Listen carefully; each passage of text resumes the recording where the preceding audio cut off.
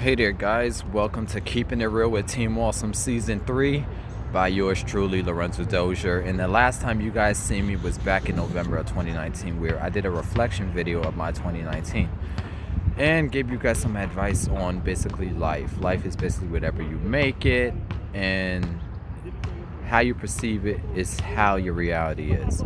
So let's do something different for a change. A lot of you guys sent me questions, by the way. I'm gonna read them off of this paper, and instead of me giving advice and tips on fitness or motivational stuff, let's sit down and get to know me in general, basically about these. Hold on, I'm gonna show you in a minute. See that? See that? We're gonna have a discussion about me, the books, get to know the author. So let's begin. Why waste time right now? Let's just talk about my thoughts on these books, what I loved about it, what I hate about it, my experience as a writer, and let's see if you guys can relate to what I'm about to say right now. So question one, let's get to it. When did you first realize you wanted to be a writer? When did I first realize that I was going to become a writer? I want to say when I was in the 6th or 7th grade at the time. Shout out to you, Miss Hasbury, and Miss Lake, and a few others. It's typically speaking, English teachers are usually the reason why we as English writers become authors. Because usually if you got an A or a B on your English paper, 9 times out of 10, you're either going to take the route of journalism or do a blog or sit down with a pen and paper and start writing a book. And that's exactly what I did in the 8th grade, going into 9th grade of my freshman year. How long does it take for you to write a book?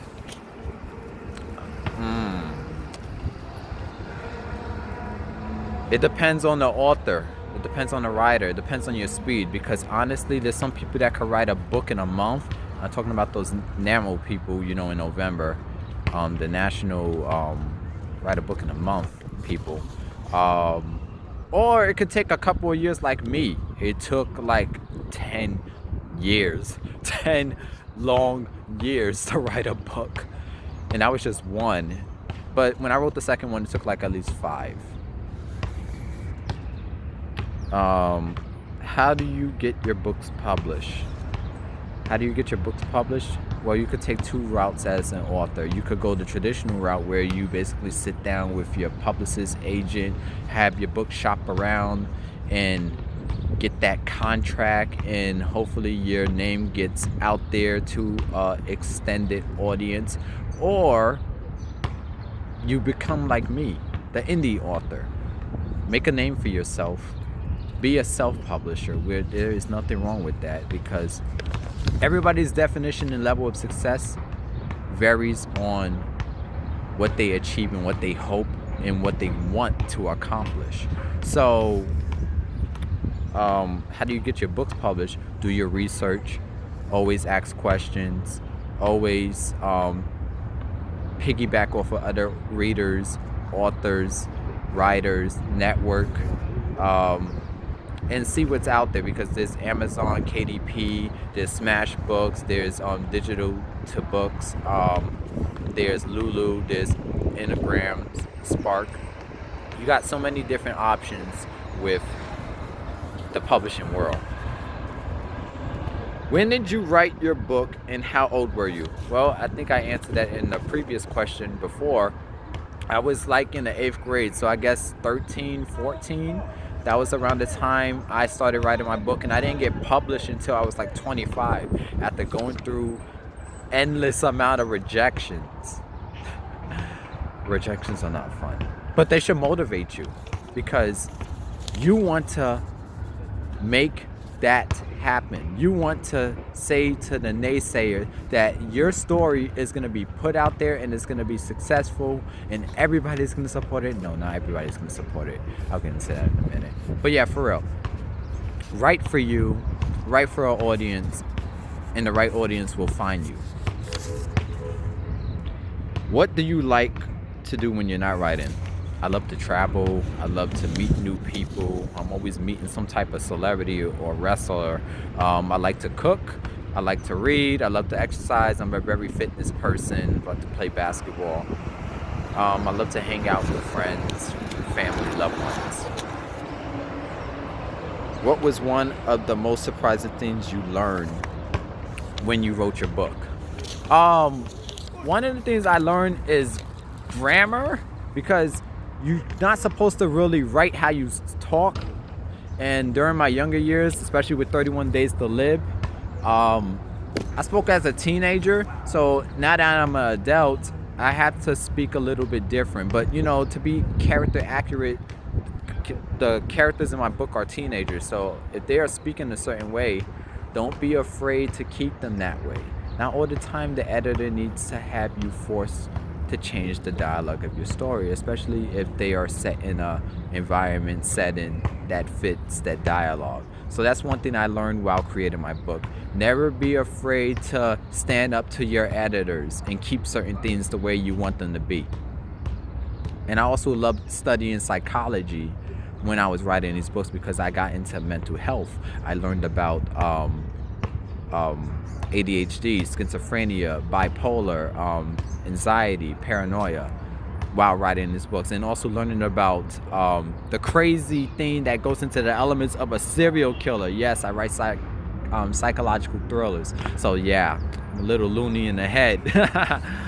Okay, one of my favorite characters in the book, somebody actually asked. I actually love Kamel Johnson, but to be honest, even though he's my favorite main character, I have a special soft spot for this person, Jennifer, who is on the book.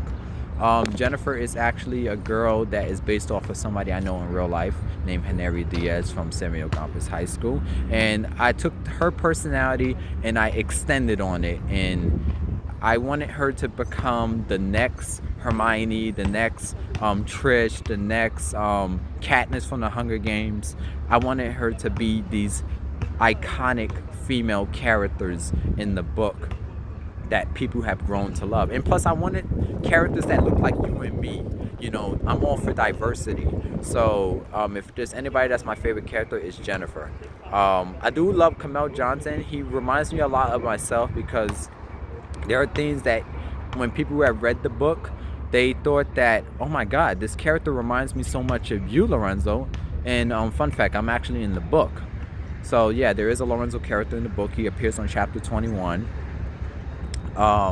Somebody actually also asked me how many chapters are in my books. So yeah, there is 32 chapters in 31 Days to Live. Kind of funny, you guys probably thought there would be 31 chapters. And there's 35 chapters in the Kill Our Project. So both books is like a continuation of each other. I'm currently working on my third book, Daughter of the Serial Killer, and this will conclude my trilogy. What does the future hold for my book project?